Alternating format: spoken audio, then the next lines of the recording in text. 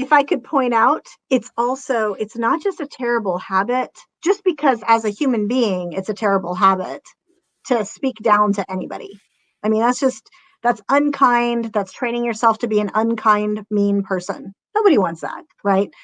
But it's also a terrible habit because, especially once you get into a relationship, whether it's dating, sort of casually, all the way up to a lifelong marriage, recognize that the man that you're with, he really truly, this is not sort of fiction. He really truly does doubt whether he's any good at what he does, whether he measures up, whether he's adequate in any way. You know how we as women, the easiest way to compare it is statistically, women are more likely to have an insecurity about, am I lovable, right? Am I special? Am I beautiful? Am I worthy of being loved for who I am on the inside? That is statistically more likely to be the internal thought of a woman. And so we love to feel loved. That's when when my husband reaches over and takes my hand, it says, I love you, right? Like that helps. Well, for men, we women have to completely change our grid and recognize that the insecurity and the doubt for men isn't, am I lovable? It's, am I able? Am I any good at what I do on the outside? That's what it is. Again, not everybody, but the vast majority.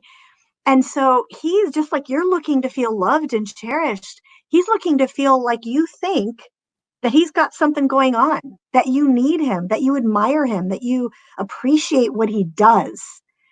And we actually found that for single men, and even more so for married men, but for single men, the single most attractive quality in a woman, outside of the initial sort of visual attraction, the single most sort of intrinsic quality in a woman is whether he feels like she appreciates and admires him.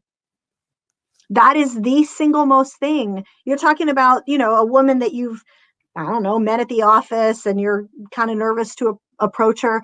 Ladies, if you're interested in him, the best possible thing that you can do by far is to look for something that you can verbally appreciate about what he's done, because he's doubting it. He really truly doesn't think that, he's necessarily knows what he's doing as an analyst or as a salesman or as the project manager on whatever. And when you tell him something like, that was a really good presentation. I know that they didn't give you much time. You did a really good job. As long as it's genuine, that is exactly what he needs to build him up. And you're building a habit that's then going to transfer to eventually, once you find your soulmate and you get married, look for things to tell your husband thank you for. Look for things that you appreciate him doing. And that, it fills up that place inside of him that really questions that every day. And it really is what is necessary to build a great relationship. Yeah, absolutely.